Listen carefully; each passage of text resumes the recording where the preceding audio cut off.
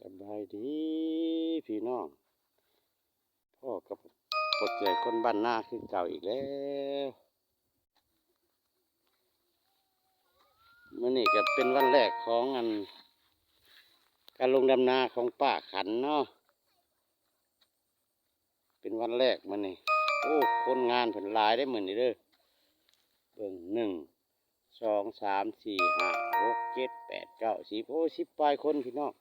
ไปเบิ่งน้ำกันเลยบ่เว้าหลายยายห่างเด้อน้ำนาเพิ่นกันเนาะผู้เพียบน้ำ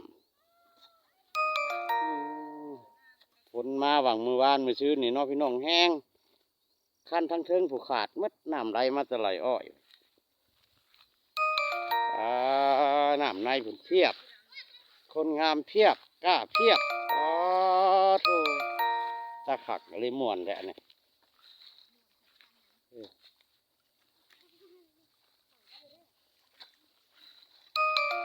โอ้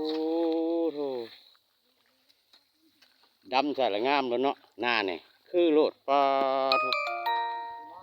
เออ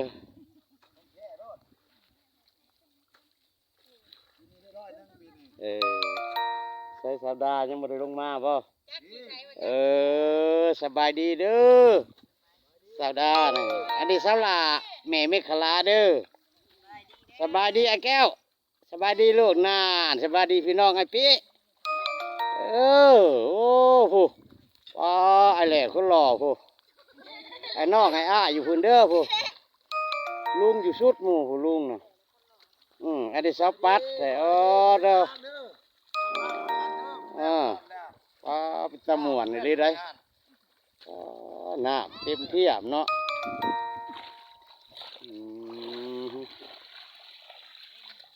ทั้งเทิงเพิ่นซ่อมคันต่อเนาะพี่น้องเนาะแล้วให้นี่ก็คาดให้นั่นต่อให้นั่นโอ้แล้วไว้อยู่ดอกกันนี่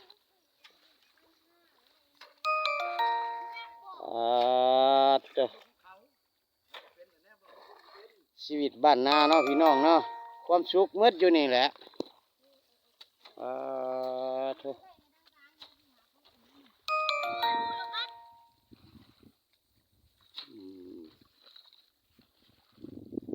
ยังบ่ทันลืมที่ดาดำนาน่ะยันว่าลืมโอ้ทั้งหน้ากล้าบ่ถึงบ่ลุงน้ำลายโพดเนาะโอ้ยคันบัดทั้งต่ำบัดเห็ดต่ำคันบัดทั้งฟังอยู่สูงบัดเห็ดสูงรถธรรมดาทั้งนั้นมันก็สูงขึ้นผู้แล้วเพียงอ้ายมันผู้แล้วผู้ผู้ดีมันกายออกเนาะบ่ระบายก็แม่น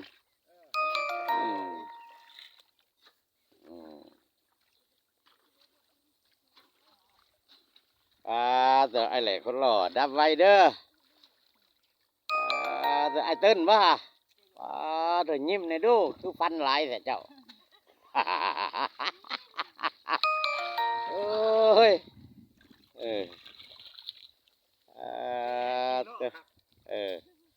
หน้าเพิ่นให้ได้ก็มีน้ำได้พี่น้อง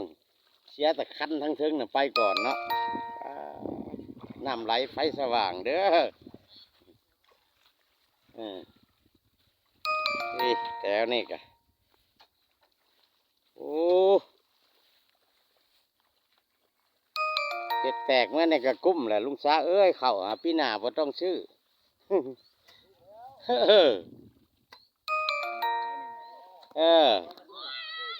เห็ดแตกเมื่อในพี่นาบ่ได้ซื้อเข่าแหละดำนาแล้วล่ะ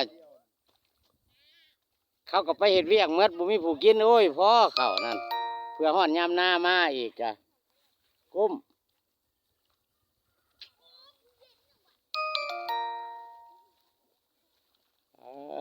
ตัวฟ้าคึมเด้อพี่น้องมื่อนี้บ่มีแดด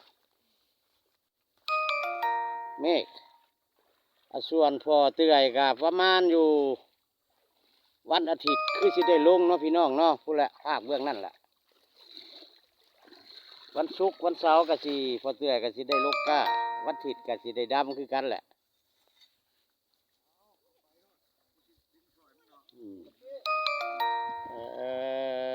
เธอดำไวๆเด้อ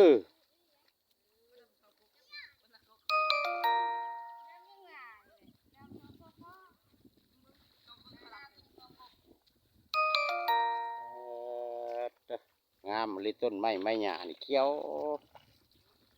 ว่าไอ้แก้วสิเมื่อแล้วบ่ไอ้แก้วนี่เออเออโอ้โอ้หอยปีหน้าไปเห็ดอีกเป็นหยังจะนาเฮียดอนพุ่น เออได้รถไถใหม่ไปเห็ดรถอ๋อส่วนเออผักพอเตือนนี่ได้จะขึ้นเห็ดบ่ได้แล้วยอมแล้วหมดโควต้าแหละคันแม่นเครื่องกระเกียมสิเข้าสางแล้วเขาสิบ่ได้เริ่มใช้งานแหละเออตัวไอ้น้องไอ้แหล่ไอ้เวียงไอ้เติ้นผู้ตัวหน้าสุเพิ่นแบบใหม่ได้อฮะเวอร์ชั่นใหม่บ่ฮะหน้าน่ะป้าทุเอออู้ตะหมวนเนาะเอออันนี้ข้าวเจ้าเด้อพี่น้องเด้อนี่มาใส่หน้าลุ่มข้าวเจ้ากลางที่นี่เออมาฮอดนี่ก็พอเตือนสิฝากคลิปไว้สำนีเนาะพี่น้องเนาะอย่าลืมให้กำลังใจพอเตือนคนบ้านนาเนี่ยอย่าลืมกดไลค์กดแชร์พอเตือนเนี่ยเด้อพอกันคลิปหน้าพี่น้องอย่าเจ็บอย่าจนสำบายดี